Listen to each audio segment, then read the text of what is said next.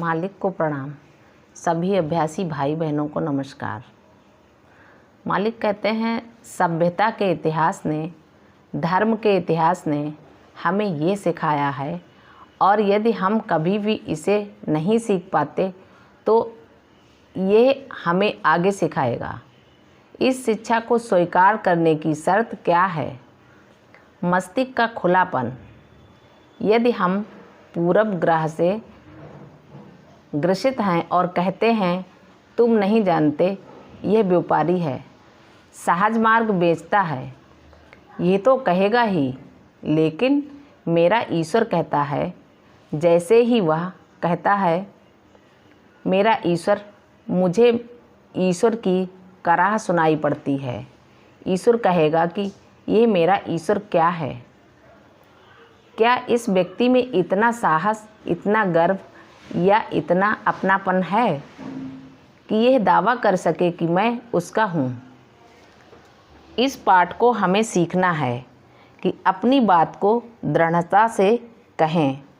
मैं समझता हूँ कि यदि संस्कृति है तो हमें कुछ सिखाने के लिए है।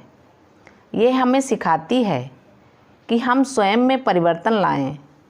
संस्कृति मानवीय परिवर्धन का एक औजार है। नैतिकता मानव के नैतिक मूल्यों के अस्तित्व का प्रकटीकरण है।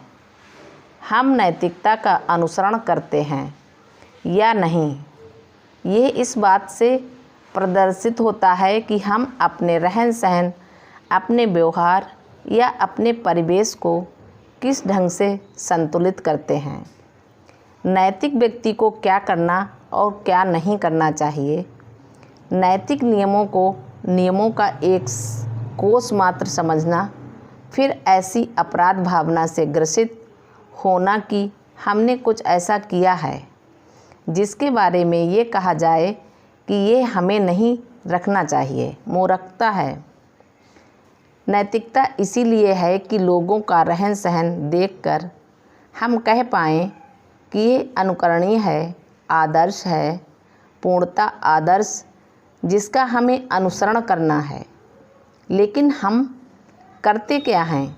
जो उनके अस्तित्व से निकलकर बाहर आता है उसे केवल लिपिबद्ध करते हैं। शिक्षा मानवीय विचार से उत्पन्न नहीं होती, याद रखिए, क्योंकि पश्चिम में यह मान्यता है कि ज्ञान सीखने की चीज़ है।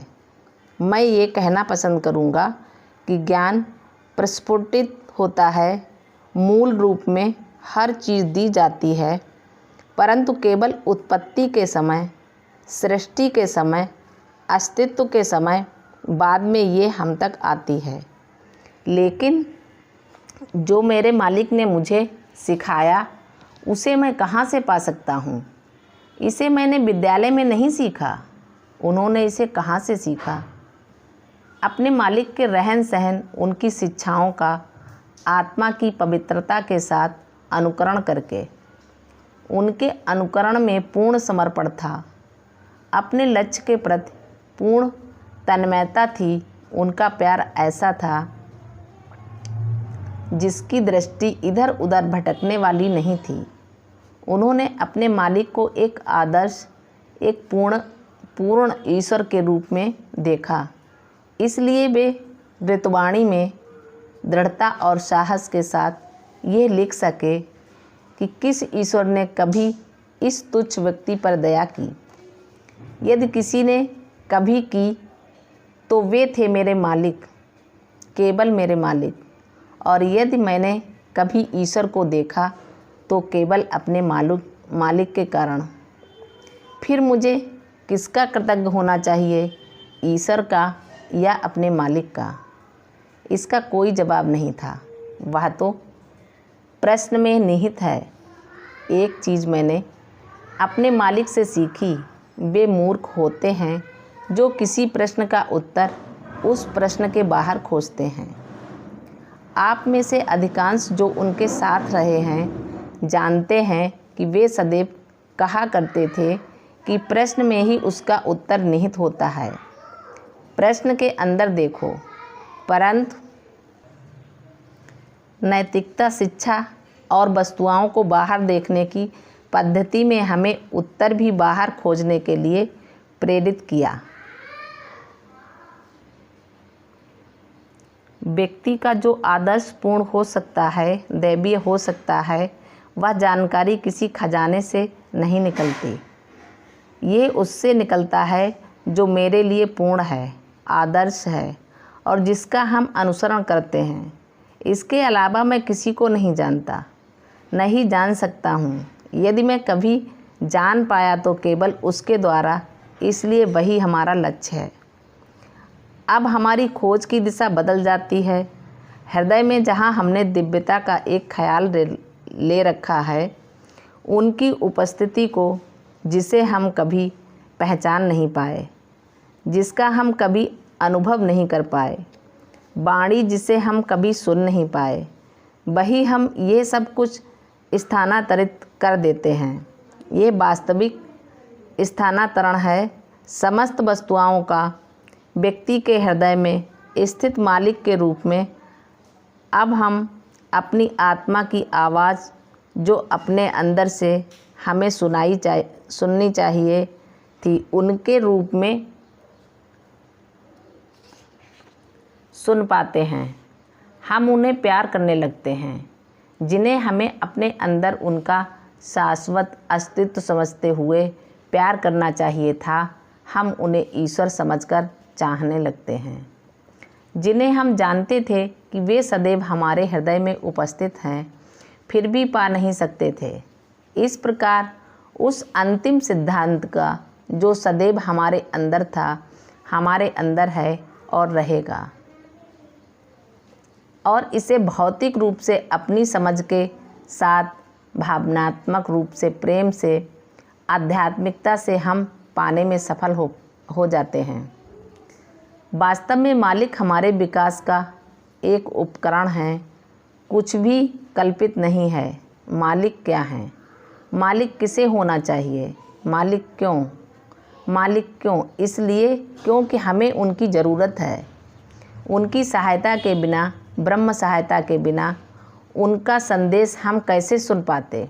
हालांकि वे अंदर से भी बताने में हमें समर्थ हैं, परंतु हम मूर्ख हैं, बहरे हैं। जो चीज़ें हमें अपने हृदय में स्वयं ही देखनी चाहिए थी, उसे उन्हें दिखाना पड़ता है। हम इतने अंधे हैं कि उनकी आँख के बिना हमारी आँख देख नहीं पाती। अपने अंदर छिपे हुए ज्ञान को हम उनकी सहायता के बिना जान नहीं पाते। यदि यह ज्ञान हमारे अंदर नहीं होता तो हमारा अस्तित्व भी नहीं होता। ये एक तथ्य है। हमारा अस्तित्व इसलिए नहीं है क्योंकि हम हैं, बल्कि हम इसलिए हैं क्योंकि हमारा अस्तित्व है। मुझे सदैव ये विचार अनुचित लगता है कि मैं सोचता हूँ इसलिए मैं हूँ, मैं हूँ इसलिए मैं सोचता हूँ। एक लाश ये नहीं कह सकती कि मैं सोचती हूँ इसलिए मैं हूँ।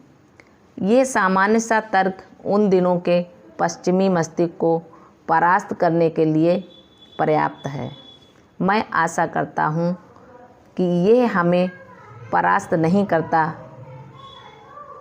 यह एक तथ्य है कि मैं हूँ और यह मैं कौन हूँ।